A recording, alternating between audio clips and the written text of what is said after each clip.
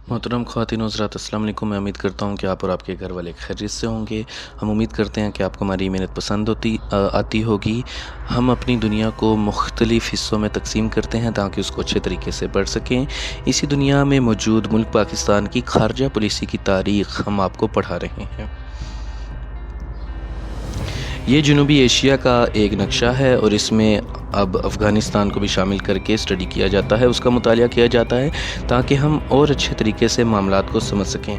आप यहाँ पर जनूबी एशिया, साउथ एशिया में मौजूद ममालिक को देख सकते हैं। आज के दौर में हर मुल्क दूसरे मुल्क से फ़ायदा उठा सकता है। तिजारत यानी ट्रेडिंग एंड इकनॉमिक एक्टिविटीज़ से मुल्क पैसा कमा सकते हैं। ममालिक यानी कंट्रीज़ अपने हमसायों के साथ मिलकर काम करके गुर्बत यानी पॉवर्टी, जहालत यानी इग्नोरेंस को ख़त्म कर सकते हैं। रीजनलिज़म यानी इलाकाई ताउन से बहुत से मसाइल हल हो सकते हैं। दुनिया के बहुत से हिस्से जैसे यूरोप और शुमाली अमेरिका यानी नॉर्थ अमेरिका मिलकर काम करते हैं और इकट्ठे तरक्की करते हैं। सार्क भी इसीलिए बनाई गई थी कि इलाकाई सतह पर तरक्की की जा सके। बांग्लादेश के हुक्मरान ज़ियाउर रहमान ने मेहनत की थी और उसके बाद सार्क बनी थी। ये सब हम आपको पढ़ा चुके हैं। आप history of foreign policy of Pakistan की प्लेलिस्ट में जाकर आलमी सियासत, इंटरनेशनल पॉलिटिक्स और पाकिस्तान की खारजा पॉलिसी को तरतीब से पढ़ सकते हैं। जनूबी एशिया की आबादी तकरीबन 2 अरब से ज़्यादा है और आप देख सकते हैं कि कितनी बड़ी मार्केट है। यानी आज ये खित्ता 2 अरब से ज़्यादा आबादी रखता है। और जब इस ट्रेड वगैरह की बात हो रही थी तो 1.6 बिलियन यानी 1 अरब 60 करोड़ से कुछ ज़्यादा इस खित्ते की आबादी थी जब ये एग्रीमेंट वगैरह के बारे में बातचीत हो रही थी। तो अगर लोग मिलकर काम करें तो आसानी से अपनी माशी हालत यानी इकनॉमिक मसाइल हल कर सकते हैं और अपनी माशी हालत दुरुस्त कर सकते हैं। यूरोप के ज़्यादातर ममालिक यूरोपीय यूनियन के साथ मिलकर काम करते हैं और यूरोप दुनिया का सबसे ज़्यादा तरक्की याफ्ता इलाका समझा जाता है। अमेरिका बहादुर और कनाडा मिलकर तिजारत करते हैं और ये दोनों यूरोप के साथ भी तिजारत करते हैं और दोनों मुल्क बहुत ज़्यादा तरक्की याफ्ता हैं। चीन ने भी एक इलाकाई तंजीम बनाई जिसमें चीन और रूस तरक्की याफ्ता रियासतें हैं यानी डेवलप्ड स्टेट हैं। आप देख सकते हैं कि जो नीले रंग में मुल्क हैं वो SCO के मेंबर हैं और जो हल्का नीला रंग है, लाइट ब्लू है, वो ऑब्जर्वर्स हैं और हल्के पर्पल रंग वाले ममालिक डायलॉग पार्टीज़ हैं या डायलॉग पार्टनर्स हैं। SCO भी इलाके में तरक्की और खुशहाली ला सकती है। आसियान कंट्रीज़ को आप यहाँ पर देख सकते हैं। इन ममालिक ने इकट्ठे काम करके बहुत तेज़ी से तरक्की हासिल की है। साउथ ईस्ट एशियन कंट्रीज़ यानी जनूब मशरक़ी एशियाई ममालिक हैं और हम भी मिलकर काम कर सकते हैं। जनूबी एशियाई ममालिक साउथ एशियन कंट्रीज़ को भी चाहिए कि वो मिलकर काम करें, मिलकर तरक्की करें कि जनूबी एशिया को आपस में जोड़कर अपनी सियासी, पॉलिटिकल, माशी, इकनॉमिक और माशरती यानी सोशल मसाइल को हल किया जा सके। 1947 में पहले तक ये पूरा इलाका आपस में कई सौ सालों से यानी सेंचुरी से तिजारत कर रहा था और यहाँ के ताजिर दुनिया के अमीर तरीन ताजरों में से और लोगों में शामिल थे। ब्रिटिश साम्राज्य के दौर में भी पूरे इलाके के लोग साथ मिलकर काम करते थे। 1947 में पाकिस्तान में 50% माल इंडिया से आता था और पाकिस्तान का 75% माल इंडिया में बिकने जाता था। मगर उसके बाद दोनों मुल्कों के दरमियान दुश्मनी और जंगें शुरू हो गई और तिजारत का हुजम साइज आज तकरीबन ना होने के बराबर है। तो यहाँ पर हम आपको बता चुके हैं कि 50% माल इंडिया से आता था, पाकिस्तान का 75% माल इंडिया जाता था। तो माजी की तरह फिर से काम करके 2004 में इस्लामाबाद में एक समिट हुई जिसमें सार्क के 7 ममालिक इकट्ठे हुए थे और उन्होंने जनूबी एशिया में फ्री ट्रेड एरिया बनाने पर रजामंदी जाहिर की। फिर 1 जनवरी 2006 को इस्लामाबाद में ऐलान किया कि यानी इस्लामाबाद डिक्लेरेशन हुआ और उसके तहत इफ्तिताह किया गया। इस चीज़ का एक माहिदा हुआ था जिसको सेप्टा कहते हैं यानी कि सार्क प्रेफरेंशियल ट्रेडिंग एग्रीमेंट हुआ, जिसके तहत 2004 में साउथ एशिया को फ्री ट्रेड ट्रीटी में लाया गया यानी south Asia free trade treaty हुई थी जिस पर दस्तखत जनवरी 2004 में हुए थे और 2006 में ये लॉन्च हुई यानी ये शुरू हुई। इससे पूरे खित्ते में खुशहाली आ सकती थी कि बराबरी की सतह पर तिजारत करके तरक्की की जाए। मिलकर काम करने पर इत्तफाक हुआ था।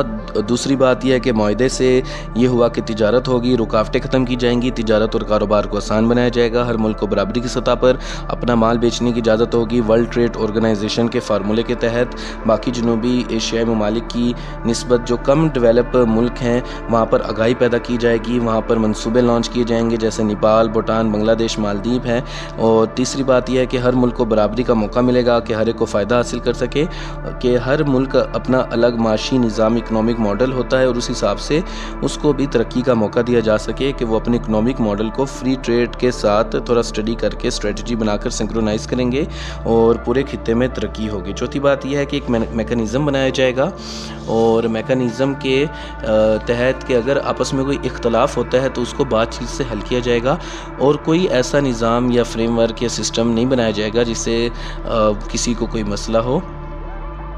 और मुल्क आपस में एक दूसरे के साथ टेक्निकल मदद भी करेंगे, यानी कि अपनी साइंस एंड टेक्नोलॉजी वगैरह भी शेयर कर सकते हैं। इसके बहुत सारे फ़ायदे होने थे, जैसे माशी फ़ायदा है, इकोनॉमिक फ़ायदा है जिससे माशरे में तरक्की होनी थी, वहाँ की सियासत बेहतर हो सकती थी। जब लोगों को तालीम मिलेगी, मईशत बेहतर होगी तो उनके पास कोई तालीम और तरबियत आएगी, वो फिर बेहतर तरीके से सियासी मामलात को समझ सकेंगे। साइंस यानी टेक्नोलॉजी वगैरह की शेयरिंग होगी, यानी जो इंडिया में मोबाइल बन रहे हैं वो पाकिस्तान आएंगे तो बहुत ज़्यादा सस्ते होंगे। पाकिस्तान में गंदम उग रही है तो इंडिया जाएगी तो उनको सस्ती मिलेगी। बनिस्बत इसके कोई चौथे, पाँचवें, 10वें या 15वें मुल्क से सामान खरीदा जाए, पास के मुल्कों से तिजारत होगी तो वो बहुत ज़्यादा सस्ते में पड़ेगी।